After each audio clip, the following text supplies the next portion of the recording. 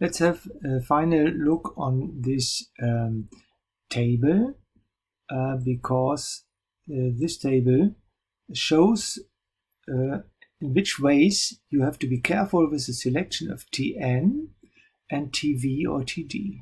Yeah, so this is just that what I want to show you, because this selection depends on which type of process you have. This is a process type from project number 3. This is a process type from project number 4 with integrator, without integrator.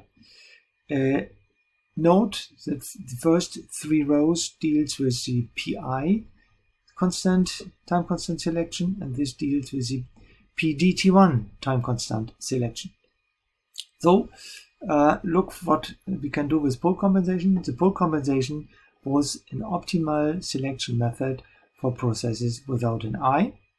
We have seen this, and we get very good results here. If there is an I in red here, don't do this, because then if you do this, the loop becomes unstable and you lose the control over your system. If you select the Tn with symmetrical optimum, then we have designed it as an optimal solution for these type of processes. But of course, you can select this method for processes without an integrator. The question is if this is optimal and this is optimal. This could not be optimal because the design is different. And what we can say is, if we do this, the Tn is in opposite to optimal Tn, mostly too large. And then you get a slowing of your closed loop system. If Tn is too large, then you have to wait too long until the final value is reached. So please use this. I think some students just keep in mind symmetrical optimum works always, and pole compensation, there could be a problem. So the solution can be this method for all designs, but then you are not optimal. Yeah, then you are not optimal. Better you make this selection. If you select Tn with the 12 dB method, which comes in the next step, I want to show how to do this. This is a graphical method supported by our automatical controller design, and you get here an optimal proposal for the Tn, which is very near to pole compensation. If you do this here, if you try to apply the minus 12 dB method, this doesn't work because there is no point where we have a minus 12 dB slope, because the gradient is always steeper than minus 20 dB. So then you get a very clear feedback. Hey, you can do this. The program can automatically find it out, or if you do this manually, you see that it's impossible, and then maybe you can remember that pole compensation is not possible. So the minus 12 dB method is similar to pole compensation. Now to the TV or TD method. Note that in the writing of a PIDT1 Bode plot transfer function, we have used a t with the index v in the numerator for the PD time constant. In the PDT1 case without an I, then the name is TD. So please note that we mean the same numerator time constant as the PDT1 part. And this then normally in processes without an I is selected to the second largest. Tn gets the largest process time constant here. Then if the largest is consumed, then you can here get the second largest process time constant, and you get optimal designs. In processes with an integrator, project number 4, then you know pole compensation here is not possible, so then the TV or TD can be set to the largest one. Here the largest one is just occupied, and you get the second largest one. There is also an alternative to knowing the values of the time constant. Note that the values are only available if you have a signal block diagram. If you have only a Bode plot measurement, then you have no idea of the size of pole compensation. Then the minus 12 dB or minus 30 dB method is very good, because here you only need the magnitude curve of the process. And what the result is, if you work with this minus 30 dB method, in the case of processes without I, you get exactly this value. In the case of processes with I, you get automatically with this method this value. So here the second largest and here the largest one. So here you have one method for both cases which give optimal results. That's good. Okay, let's have a quick look on the this table can be found in the student paper on page 100. Now we look into the workbook. At the end of this workbook, you find a method of the minus 12 or minus 30 dB method. But before I mention this, the last page is an additional page I have added to this workbook. It shows the PI controller symmetrical optimum table, which shows very clearly that what we have done in the video, your selection of phase margin defines the selection of the controller at omega d. And this defines the cross point value of the process phase. Yeah? So here you can find the values you have to use in designing a symmetrical optimum PI controller. Okay, what is the minus 12 dB method? Very simple. Look on your magnitude curve of your process. The magnitude curve of the process defines the largest time constant, and experiments have shown that a minus 12 dB gradient is very near to that point of the first corner frequency. So at that radian frequency, where you have a gradient in the curve of minus 12 dB over decade, this is a good estimation for the omega n value. I call this omega 12 for 12 dB. The inverse of this is then the time constant of the PI controller you should select. This is very near to pole compensation. So what you have to do is, in your Bode plot, create a gradient of 12 dB over a decade. This is a decade. Look here for 12 dB value. And then make a parallel shift of this line to the magnitude curve of the process, and where you have the tangent point, find out the tangent point. This is exactly my omega 12 value here, in this case near 1. This is the example of my 4PT1 process. Look into the 4PT1 Bode plot. Do this, and then you can find out the result is really at 1. The minus 30 dB method is very simple, exactly with the same result, only that the difference is now the gradient is minus 30 dB. So experiments have shown that there where you can find a tangent value of the magnitude curve of the process is minus 30 dB over decade. This is minus 30 dB. Make a parallel shift to find the tangent point here.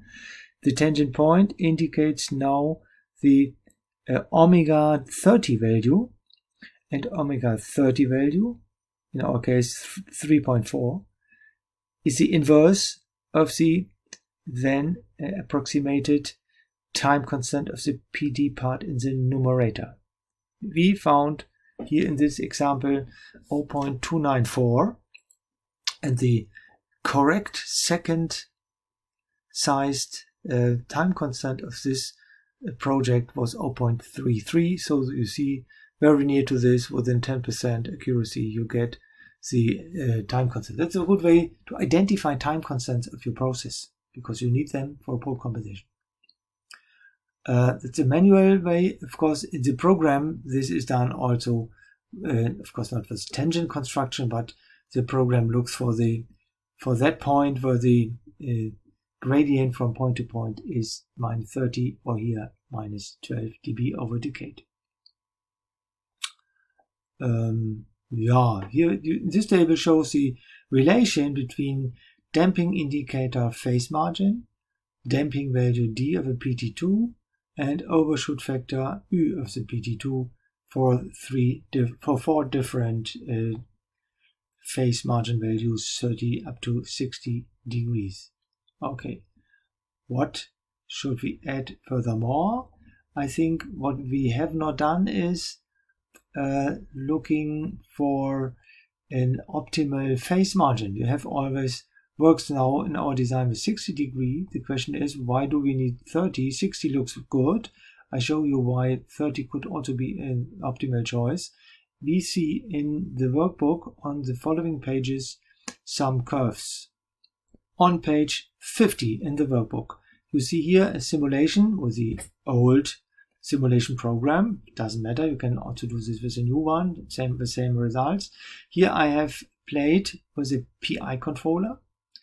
The parameter of the 4 curves which is changed is the phase margin. And here you see the light blue curve has 60 degree phase margin that we have seen already in our other simulations. But now if I decrease the phase margin, the blue one here has 50, the green one 40, and the red one had 30 degrees. And you can see the damping indicator. We have mentioned that the phase margin is a damping indicator. If the damping indicator goes down, the damping goes in the worst direction. Here you have a large overshoot. The smaller the damping indicator phase margin is, the larger is the overshoot. So here we could say, okay, 60 is good for a reference case. Then we have the best overshoot factor. If this is too large, make phase margin larger.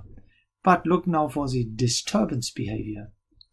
In the disturbance case, we see that the 60 degree phase margin takes a very long time to go to the original value. The desired value is 0, and now I disturb my process with Z1. Then you can see, okay, a 60 degree phase margin value takes a long time, and here the 30 degree with a small undershoot is the best. This amplitude is the smallest, and yeah, if we have a tolerance range, say absolute of 0.1, this is ready at this point, and the 60 degrees is ready at that point. So the settling time is much smaller if the phase margin is small. So you have to find a compromise in the selection of the phase margin, depending of is in your application the disturbance behavior important, or is the reference behavior important. For this is a help to decide which value you should then select. The last selection of chapter 5.3 is the last information, of this chapter is a page in the workbook, page 52, which should help you in getting an overview which steps you have to do in the design of a PIDT1 controller with your frequency response approach. That's a conclusion of that what I have told you in the last 10 videos.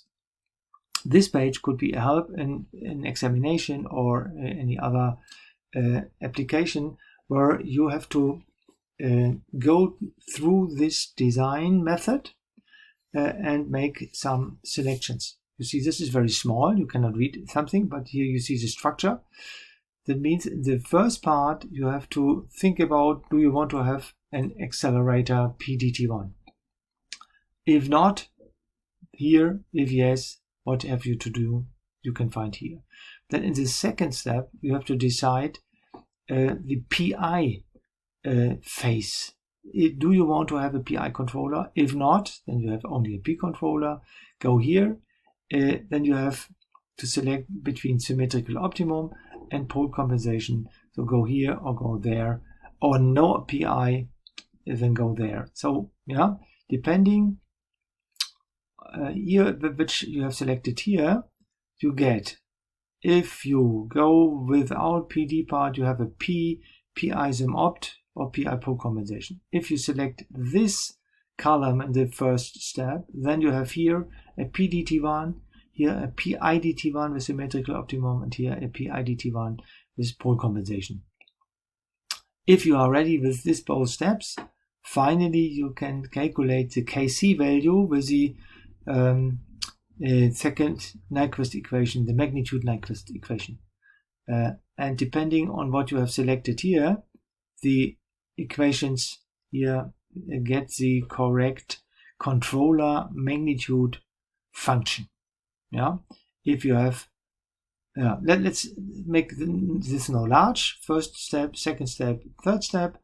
I now increase the size of my page, and here you see, okay, what happens if you want to have no accelerator? Nothing. Yeah, you have not to do anything, then skip this selection. If you have the wish that you want to accelerate with a D part, PDT1 part, then find out a TV, either with pole compensation or with -30 dB method. Yeah, here you have to select the TV. Then you have, of course, select the step depth, depending on if the step depth is too large, then note that the actuator impulses would be large. Yeah, so step depth should lay between 1 to maximum 10. Yeah, then add the phase of the PDT1 part and with this equation to the process, and then get a new phase curve. Okay, then in the second step, decide if you want to have a PI, pole compensation or symmetrical optimum, or no PI, so just a P. Then you have this task. You have the phase curve eventually added with the PDT1 values, and have to look at -180 plus phase margin. If you have pole compensation, you have to add the phase of the PI to the phase what you have calculated in the first step, and then do the same than this. So add the phase of the controller. So this is a time-consuming additional step. The symmetrical optimum design, just use the phase coming from this box and look at this value, what we have done in the videos before. Look in the table here for phase margin and controller phase values on the next page. And here you have to do a further step, because the Tn then is a result of this step with this equation. And if you have done these both designs, finally the Kc value comes out of these different equations. If you have an accelerator, each controller has this PDT1 part. Here, if PI pole compensation, here PI symmetrical optimum, here no PI, here only the PI without PDT1, only PI without PDT1, and here you have just the Kc. This is the value which replaces the magnitude of the controller. And the Nyquist says magnitude of controller times magnitude of process is forced to be 1 at omega d crossover frequency. So I think this page may be a good help for your decisions in the examination. Yeah, and the controller phase values here can be found then in this table. I think this should be enough for the FRA design method, and I can close this point here with this video number 62.